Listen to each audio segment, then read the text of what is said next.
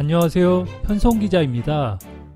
정부의 한일 위안부의 합의 처리 방향에 대한 두 번째 인터뷰인데요. 오늘은 위안부 할머님들과 가장 가까이 계시는 한국정신대문제대책협의회 정대협 윤미향 대표님을 연결해서 이에 대한 의견을 들어보려고 합니다. 윤미향 대표님은 1992년 정대협 간사로 시작해서 지금까지 위안부 할머님들을 위해서 일하고 계십니다. 윤미향 대표님 안녕하세요. 네네, 안녕하세요. 네, 지난 9일 한국 정부가 2015년 한일 위안부 합의에 대한 처리 방향을 발표했습니다. 정대협 및 네네. 할머니들의 입장을 윤 대표님께서 설명해 주시면 감사하겠습니다. 우선 한국 정부가 2015 한일 합의에 대한 검증 조사 결과를 지난 12월 27일 발표를 했고요. 네, 그 검증 결과에 기초해서 첫 번째로는 문재인 대통령이 그 2015 한일 합의는 위안부 문제 해결이 아니었다. 무엇보다도 피해자를 배제했고 또 그 내용으로도 절차로도 문제가 많았다라고 입장을 밝혔습니다. 아울러 관계부처에게 후속 조치를 마련할 것을 촉구를 했죠. 근데 이제 그 후속 조치를 하면 화해치유재단 해산과 10억엔 반환이라는 박근혜가 만들어놨던 그 굴욕적인 합의의 결과물이거든요. 근데 외교부 장관이 이어서 마찬가지로 그 2015 한일 합의는 해결이 아니었고 무엇보다도 한국 정부는 10억엔 피해자들이 지금 그 굴욕적이라고 느끼고 있는 그 10억엔을 국가 예산에서 편성하겠다라는 입장을 발표합니다. 근데 무엇보다도 이 그 발표에서 10억엔을 국가 예산에서 편성하겠다라든가 이 문제가 해결이 아니었다라고 밝힌 점은 진전된 그런 정부 입장이라고 볼 수 있지만 네, 피해자와 저희들 입장에서 봤을 때는 적극적인 10억엔 반환이라든가 또 화해치유재단이 명확하게 2015 한일 합의의 근거에서 만들어졌기 때문에 당장 해산돼야 됨에도 불구하고 화해치유재단을 해산하겠다라는 어떤 방침도 나오지 않았어요. 그런 점에 있어서는 여전히 한국 정부의 발표는 아직도 가야 할 길이 멀다라고 저희들은 생각을 하고 있고 또 무엇보다도 한국 정부는 당연하게 일본 정부에게 위안부 문제에 대한 법적 책임을 지라고 촉구해야 될 권리가 있습니다. 그런데 어떤 그 법적 책임을 촉구하겠다라는 그런 입장이라든가 라는 것은 밝혀지지 않았기 때문에 여전히 소극적인 면들이 굉장히 많다. 여전히 일본 정부나 또 한반도를 둘러싸고 벌어지고 있는 여러 가지 국제 정세 때문에 한국 정부가 이 위안부 피해자들의 인권 회복을 위해서 적극적인 어떤 그런 옹호를 하고 있지 못하다라는 것이 느껴집니다. 한국 정부의 위안부 처리 방안 발표 이전에 문 대통령께서 위안부 할머니들 청와대로 초청해서 간담회를 가진 걸로 알고 있습니다. 그때는 어떤 이야기가 주로 오갔나요?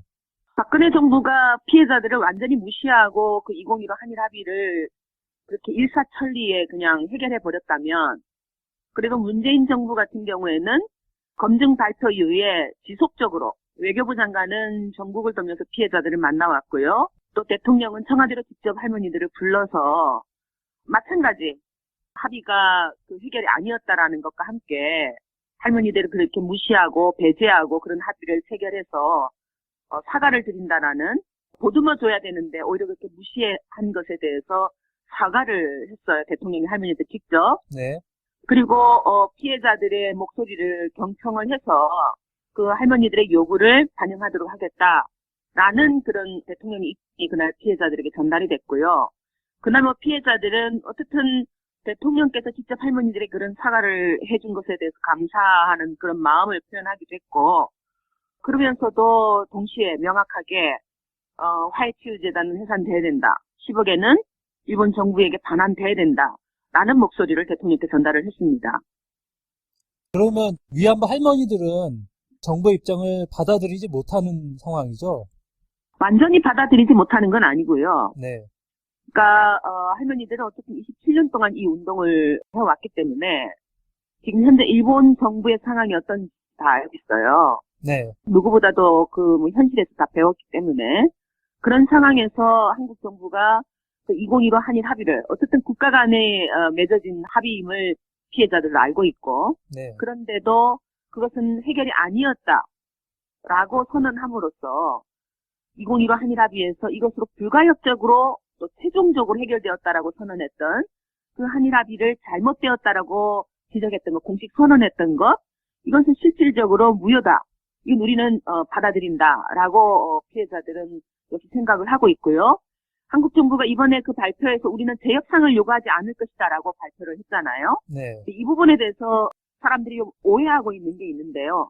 사실은 2015 한일합의는 원천적으로 무효이기 때문에 피해자들은 재협상을 요구하지는 않았습니다. 그 한일합의가 무슨 경제협약이라든가 뭐 문구를 수정해서 달라질 것이 아니기 때문에 네. 그 기본적으로 잘못되었고 절차나 내용상으로 다 잘못되었기 때문에 그거는 쓰레기통으로 가야 되는 것이고 폐기돼야 되는 것이고 네. 폐기돼야 되는 것이고 재협상의 성질이 아니라는 거죠. 그러니까 재협상을 생각을 해볼 만한 그런 합의가 아니었어요. 그러니까 원천 무효이고 오히려 일본 정부에게 한국 정부는 법적 책임을 촉구해야 된다라는 것이 피해자들의 요구예요. 그렇기 때문에 이번에 그 한국 정부의 발표에서 다소 한국 정부의 그런 적극적인 의지를 드러냈던 것, 그거는 긍정적으로 평가를 하지만 네. 여전히 화해치유재단 해산이라든가 그럼 10억엔을 일본 정부가 안 받아들일 거잖아요. 그렇다고 돈을 툭 던져버릴 수 있는 것도 아니고 은행 계좌로 송금할 수 있는 것도 아니고 그것을 반환하기 위해서는 또 지난한 노력이 필요할 텐데 과연 우리 한국 정부가 그걸 할 것인가라는 불신이라 그럴까요? 그런 게 그동안 숱하게 할머니들이 받아왔기 때문에 그런 것에 대한 확실한 증거를 보여줬으면 좋겠다. 아직도 우리는 그 한일합의가 무효라는 그런 어떤 확답을 받지 못하겠다 하면서 기다리고 있는 그런 상황입니다. 네, 알겠습니다. 할머니들의 건강은 어떠신가요? 지금 굉장히 안 좋으시죠?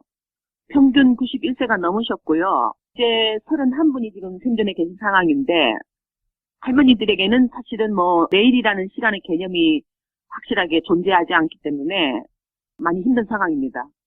네, 다른 질문으로 이전에 유엔에서 일본의 위안부 관련해서 권고사항이 있었는데요. 그것은 네네. 일본이 거의 지키지 않아도 제재를 받았다고 들어본 적이 한 번도 없습니다. 그거는 어떻게 돼가는 건가요? 유엔은 어떤 법적 구속력이 있거나 강제력이 있는 조직이 아니잖아요. 네, 그러니까 어떤 국제 심리로 지켜나가야 되는 그런 또 기구이기도 한데 유엔에서는 95년부터 계속해서 일본 정부에게 권고가 나왔어요. 네. 위안부 문제는 성노예 문제다라는 어떤 그런 인정과 함께 국제법을 위반한 것으로 전쟁 범죄로 인도에 관한 범죄로 규정을 하고 일본 정부에게 법적 책임을 이행해서 피해자들의 인권을 회복시킬 것을 요구를 하는 그런 결의문이 채택된다라든가 또 보고서가 발표된다라든가 성명이 발표된다라든가 여러 가지 다양한 방법으로 일본 정부에게 공식 사죄와 법적 배상 등을 권고를 해왔습니다. 근데 이제 그때마다 일본 정부는 유엔의 권고는 꼭 지켜야 하는 것이 아니다 라는 발언을 하면서 책임을 회피해오고 있는 그런 상황이고요. 그것은 역시 일본 정부의 국제적인 어떤 신의를 떨어뜨리는 그런 태도이다. 국제사회가 결국은 일본 정부의 이런 태도에 대해서 비판하고 비난해야 된다. 저는 그렇게 생각을 합니다. 그러면 올해 계획하고 있는 특별한 활동 있나요? 정대협에서? 네, 저희는 계속 매주 수요일마다 수요시 진행을 하고 있고요. 네, 또 아시아 피해자들의 연대회의도 지금 3월달에 준비하고 있고 그리고 유엔 활동이라든가 피해자들의 어떤 사례를 하나하나 찾아내서 사례집으로 엮어내는 작업들 또 아직도 그 전쟁터에서 실종되어서 귀국하지 못한 여성들을 어떻게 찾아낼 수 있을 것인가 하는 그런 진실 규명의 문제들 미래 세대들에게 이 문제를 제대로 교육하는 것이 굉장히 중요하기 때문에 기업과 교육의 차원에서 이 문제를 계속 활동해 나가는 다양한 활동들을 지금 준비하고 있습니다. 네, 알겠습니다. 대표님 오늘 인터뷰 감사합니다. 네, 고맙습니다.